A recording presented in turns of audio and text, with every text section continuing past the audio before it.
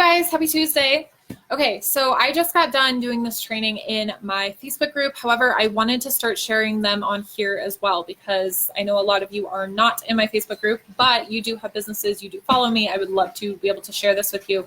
Honestly, some of this is going to be very relevant if you have a business or not, but definitely for the people who have a business or businesses like I do, this is going to be extremely helpful. So what I want to do is really share a lot of different tips, tricks, trainings for 2020 planning, what to do. Hey, Larissa, what is going to help you in your business for planning for next year?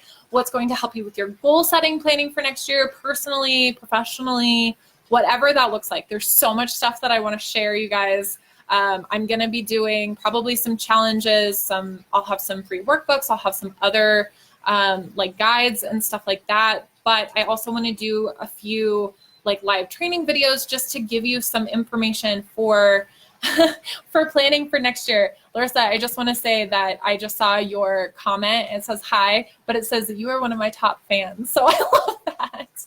So thank you.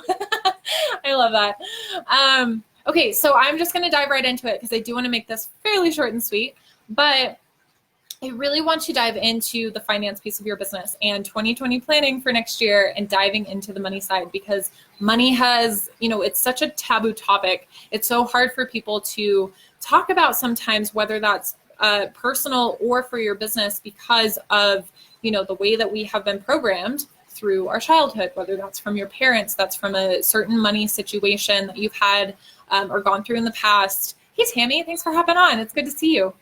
Or virtually see you, right?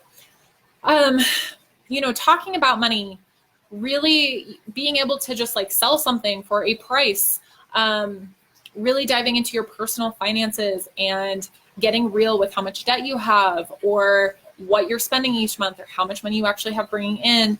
It's like all of the stuff, right?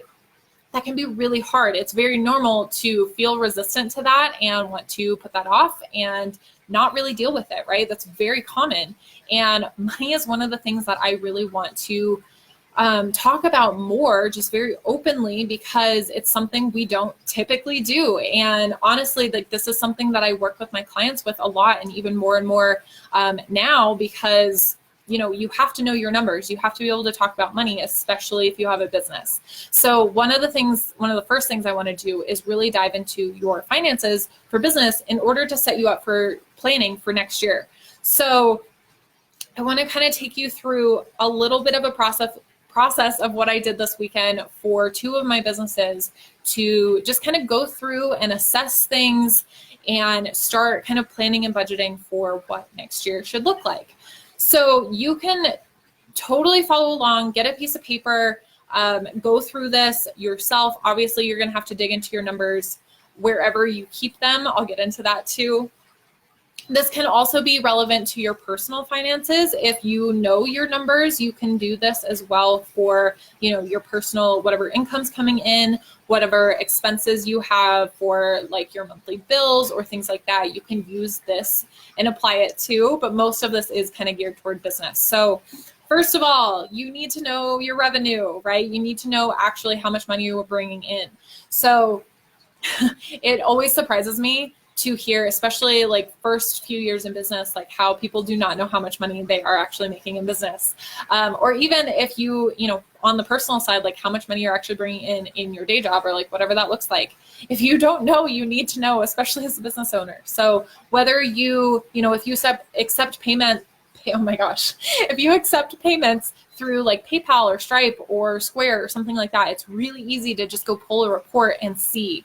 If you take like cash or check as well, you can definitely check like your bank statements. So it may take some research, but if you don't have it all in one place, I definitely encourage you to start doing that. So I will be honest, I do have my 17 Hats is also my bookkeeping system. It is linked to my accounts. It makes it really easy. However, I still default to my Excel spreadsheet because I am able to just, keep better track of it, keep a little bit tighter on where all of that is or what I'm spending and analyze it a little bit better. So that's the method that I like. But, do what works best for you too. So make sure that you are tracking your revenue, especially as a business owner. You have different types of products, services, offers. I'm going to like call them offers. So whether you have services, products, a little bit of both, whatever it looks like, I want you to be able to track what types of offers are bringing in the amount of revenue that they are bringing in, right? Because at the end of the year, what you can do, and this was so helpful for me and key to how I've grown my photography business, is about 3, maybe 4 years ago. I've been in business now for 6.5 years. So probably about three or 4 years ago, whatever it was. This was like the first time I did this, where I was keeping track of, you know, what types of shoots I had. So what types of offers I had for my photography business, how much money I was making for each shoot, and then of course adding them up for kind of a total revenue. I continue to do this because it's so easy to go back through and see what types of offers brought in X amount of money, right? Because then you can easily see, especially if it's in an Excel spreadsheet and you can just sort it easily, you can literally go back through and see which offers brought in the most money, which were the most profitable, which made the most money, which didn't, which is huge.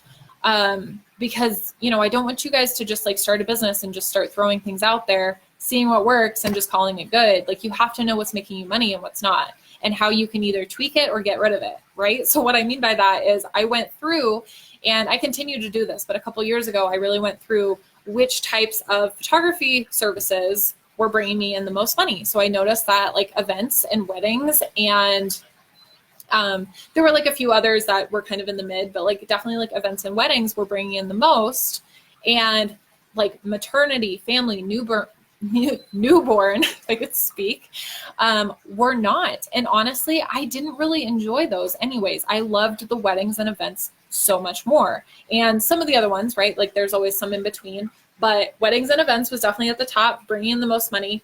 Maternity and newborn were not. And honestly, I didn't enjoy those. So instead of keeping those on there and advertising for them and spending my time and energy on something that wasn't profitable, I got rid of those. You guys, I don't shoot maternity or newborns anymore. I will refer out. I will say there was an exception with my best friend who I did her pictures for, but other than that, I do not advertise for that anymore. I don't do those shoots anymore because they're not profitable to my business. So why should I spend my time and energy on them?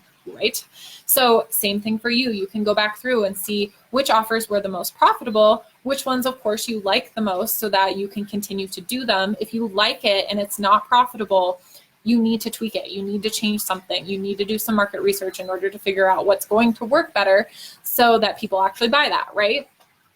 Figuring out where your income, where your revenue is coming from is going to be key to growing your business.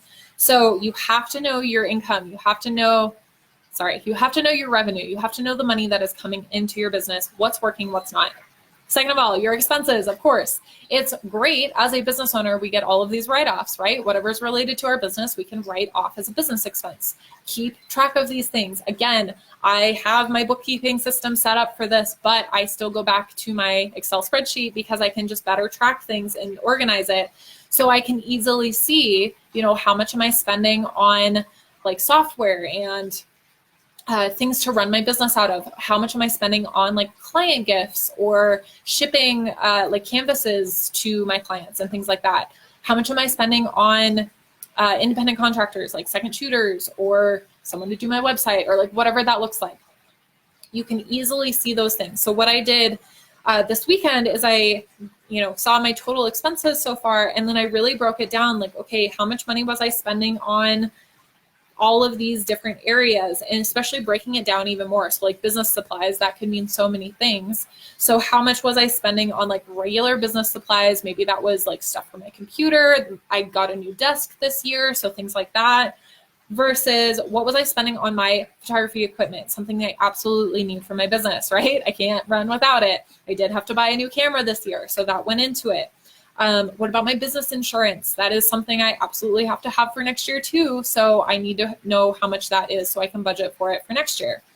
PayPal fees. Oh my gosh, if you use PayPal, Stripe, any of those providers, you are going to have fees. Yes, you can write those off, but you need to know how much is coming out, especially total, compared to what you made, so that you can budget for that, but also work that into your pricing, right? And then of course, like taxes, continuing education, classes, workshops, something to improve your business, coaching, whatever it is, right? Really breaking those down so you can see, what am I spending money on? What do I need to spend money on next year? Where can I cut? Where should I put my advertising dollars toward? Obviously, if, so like for my business a couple years ago, like I was not going to spend money the next year on advertising for maternity shoots if that wasn't profitable, right? So really going in to figure out what is working, what you want to be spending your advertising dollars on, what you want to grow for your business, and then setting that budget based on your expenses. So really diving into your expenses. You guys, know your numbers, get friendly with your numbers. You have to know them. This shouldn't be a taboo thing. This shouldn't be a scary thing. If you are on top of your numbers and you understand what they're doing for your business, you're going to be set up for success. So going through both the revenue piece, both the expenses piece, really diving into those, and then figuring out, of course, like your net income. This is going to be your revenue minus whatever expenses you have, right? This is important because this is a huge goal piece. I'm not going to give you advice on this because this is really what you should talk to with a good accountant. But the point of knowing your net sales is like, what are your goals for your business? What are your goals for your personal, whether it's your financial future or just your current situation or whatever that is? You have to know your net income, because if you are going to apply for some type of like financing for your business, especially if you are like a brick and mortar business or you want to open a brick and mortar business, or if you want financing for maybe some app or product you're going to build, whatever it is, you need some sort of funding, you have to show that you're profitable. And that is really going to matter.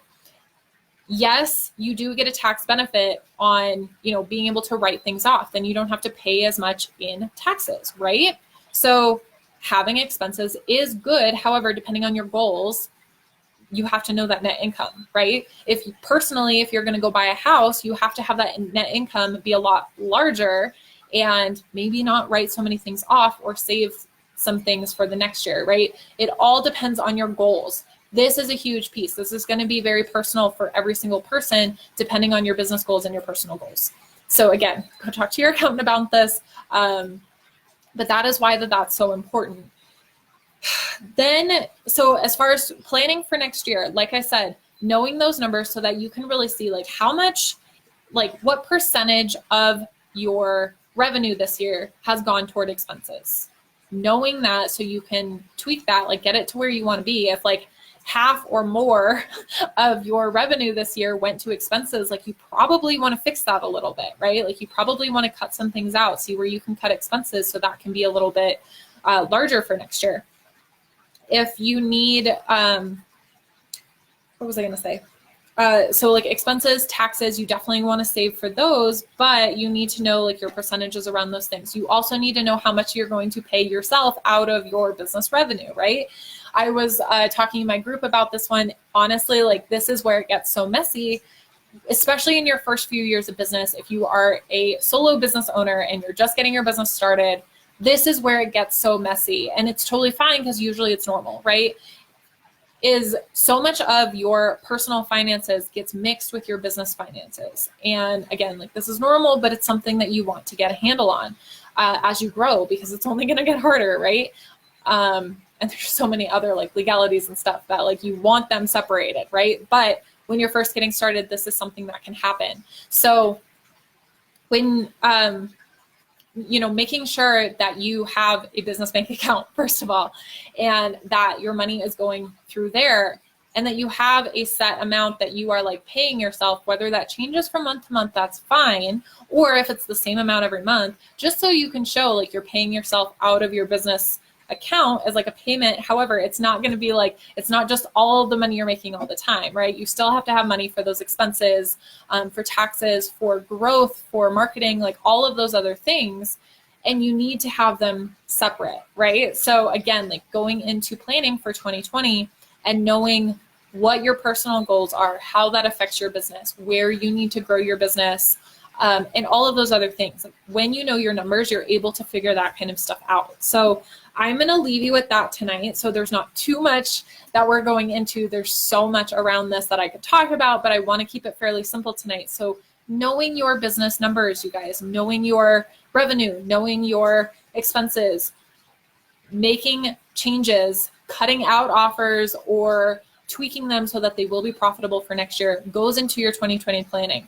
I hope that this helps. I hope that this makes sense. Please let me know what questions you have, what you're struggling with. If you're new to this, if you're like, I just got my business started, this is all gibberish, I don't even know what the hell I'm doing. Believe me, I've been there. This is why I love talking about this, because you guys have been there. When I started my photography business 6.5 years ago, I had no idea what the hell I was doing. I had not gone to business school at that time, right?